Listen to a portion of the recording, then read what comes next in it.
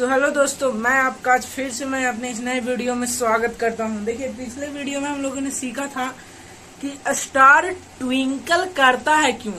इसको मैंने काफी अच्छे तरीके से एक्सप्लेन किया था कि स्टार जो होता है वो आखिर में ट्विंकल करता है क्यों, चमकता है क्यों।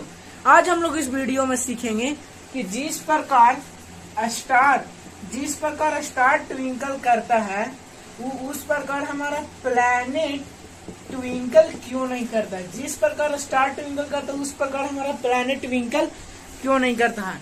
इसके बेसिकली 4 पॉइंट्स है। पहला, स्टार काफी दूर पे है, हमसे काफी फार डिस्टेंस पे है, तो फार डिस्टेंस पे होने के कारण सिर्फ ऐसा लगता है कि एक पॉइंट से लाइट आ रहा है, ऐसा ही लगता है कि एक पॉइंट से ही सिर्फ लाइट आ रहा है। बट प्लैनेट इतना पास है तो प्लैनेट में काफी सारे ऑब्जेक्ट है, कोई एक ऑब्जेक्ट नहीं है।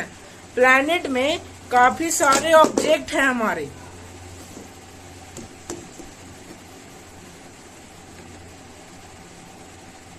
प्लैनेट पास में होने के कारण प्लैनेट के पास कई सारे ऑब्जेक्ट है। जैसे में देखिए, अगर ये प्लैनेट है, अगर ये प्लैनेट को हम लोग नाम दे देते हैं वेनस, ठीक है, और तो मान लीजिए ये हमारा अर्थ है, तो प्लैनेट काफी पास है और जो चीज जितना पास रहता है उसमें उतना ही ऑब्जेक्ट दिखेगा। जैसे में आप इसको देखिए, अगर ये एयर ड्रॉप अगर इतना पास है तो इसमें हमारा कंस्टिट्यूएंट एलिमेंट दिख रहा है कि हाँ ये ब्रोक्स लिखा हुआ है, ये ग्लाइकन लिखा हुआ है, ये लिखा हुआ है, 10 ग्राम हमारा लिखा हुआ है, ये सब हमें दिख रहा है। बट यही अगर हमसे ट्रिलियंस ऑफ डिस्टेंस होगा तो सब नहीं दिखेगा, सिर्फ ये देखेगा कि एक ईयर ड्रॉप है, ये एक सिर्फ एक माउथ ड्रॉप है, बस इतना ही दिखेगा। उसी प्रकार जब तारा दूर होता है तो उसमें सिर्फ एक ही सोर्स ऑफ लाइट दिखता है कि एक पॉइंट से लाइट आ रहा है। बट प्लैनेट में ऐसा नहीं है। प्लैनेट पृथ्वी के काफी पास होता है। जैसे ये हमारा सन है तो ये सोलर सिस्टम, इसके आसपास ही अगर ये मर्क्यूरी, ये अर्थ, ये वेनस, मतलब आसपास ही प्लैनेट है, जिसके कारण प्लैनेट से काफी सारे लाइट आते हैं। ठीक है, मैंने आपको बताया था कि जो एटमॉस्फेयर होता है उसका लेयर रेयरर टू डेंसर होता है। ऊपर से नीचे आएंगे तो ऊपर रेयरर, नीचे डेंसर, ठीक है। और फिर physical factors such as temperature, humidity and pressure के कारण इसमें इस एटमॉस्फेरिक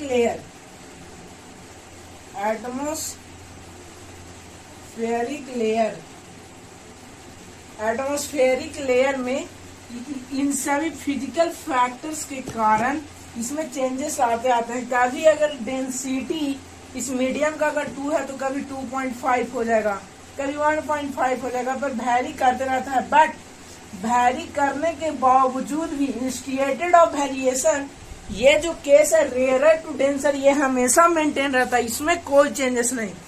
फिजिकल फैक्टर के कारण एटमॉस्फेरिक लेयर में वेरिएशन होने के बावजूद भी इसके अंदर कोई वेरिएशन नहीं होता। अब देखिए दिक्कत क्या है, प्लैनेट आखिर में चमकता क्यों नहीं है। यहाँ पे ये देखिए, सबसे पहले मान लीजिए ये ऑब्जेक्ट है, प्लैनेट पास है तो मैंने आपको बताया ये अगर पास में अगर ये प्लैनेट है तो इसमें हमें सभी पार्ट दिख रहे हैं, तो सभी पार्ट से लाइट आएगा। पहला पार्ट से अगर ये इस प्रकार लाइट आया तो रिफ्लेक्ट होते मान लीजिए ये हमारा ऑब्जर्वर है, ठीक है, ऑब्जर्वर, तो ये ऑब्जर्वर के पास लाइट है पहला। फिर ये अगेन ये दूसरे मीडियम से लाइट आएगा, ठीक है। प्लैनेट में अगेन दूसरे मीडियम से लाइट आएगा। मतलब देखिए, इस ऑब्जेक्ट प्लैनेट पास होने के कारण इस ऑब्जेक्ट से भी लाइट आ रहा है, इससे भी लाइट आ रहा है, इससे भी लाइट आ रहा है, तो सभी में लाइट आएगा तो कांस्टेंट ना आएगा। प्लैनेट में देखिए, प्लैनेट में दिक्कत क्या था कि प्लैनेट में लाइट आ रहा था तो एक पॉइंट से लाइट आ रहा था, सिर्फ एक पॉइंट से लाइट आ रहा था और कोई पॉइंट से नहीं लाइट आ रहा। जैसे ये स्टार था तो लाइट आ रहा था सिर्फ एक पॉइंट से, फिर इसका पाथ रिट्रेस हो रहा था इसी पे, तब ये आ रहा था, तब हमें एक लाइट दिख रहा था। बट प्लैनेट में ऐसा नहीं है।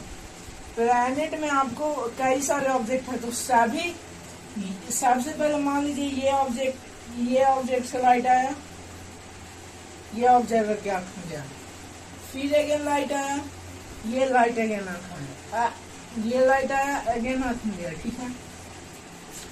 तो तीनों light same constant unit same amount के साथ ह्यूमन आई में इंटर कर रहा है, ऑब्जर्वर की आंख में सेम अमाउंट के साथ इंटर कर रहा है। तो क्या कभी लाइट का कम या ज्यादा हो रहा है, लाइट का कम या ज्यादा अमाउंट में इंटरिंग हो रहा है? नहीं। Entering of light intensity of the entering of light in the human eye is constant. अब देखिए स्टार फ्लिकर क्यों करता था, एक बार लाइट 100% आ गया, एक बार 50% एक बार आ गया, एक बार 0% आ गया, एक बार फिर 100, 50, 0। तो मतलब कभी तो मोस्ट ऑफ द मोस्ट आता था, कभी डाउन ऑफ द डाउन आता था। इसके कारण हमें तारा ट्विंकलिंग करता हुआ लिखता था, पर प्लैनेट पास में होने के कारण यहाँ पे हमें लगता है कि यहाँ पे कई सारे पॉइंट से लाइट आ रहे हैं ऑब्जर्वर के पास। इसी कारण देखिए जब इस पॉइंट से लाइट आया तब भी आंख में गया, इस पॉइंट से भी आया तब भी लाइट गया, इस पॉइंट से आया तब भी लाइट गया। तो क्या कोई भी वेरिएशन हो रहा है लाइट के आने में? नहीं, कोई भी वेरिएशन नहीं हो रहा है।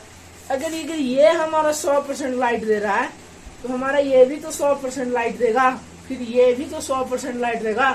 तो वेरिएशन हो रहा है कहाँ पे? वेरिएशन बेसिकली हो ही नहीं रहा है। लाइट का इंटेंसिटी सेम है, जिसके कारण प्लैनेट ट्विंकलिंग नहीं करता है। अब सबसे बड़ी बात है, इसको हम लिखेंगे कैसे, इसको स्टेटमेंट में कैसे लिखते हैं? देखिए कैसे लिखेंगे।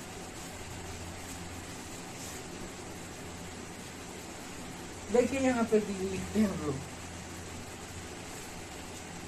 भाई प्लैनेट डू नॉट ट्विंकल, ठीक है, because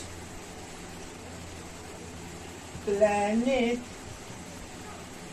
is very near to Earth and it appears that light is coming from many points or object. This causes constant amount of light entering in human eye. Human eye में entry in human eye. So that cause planet do not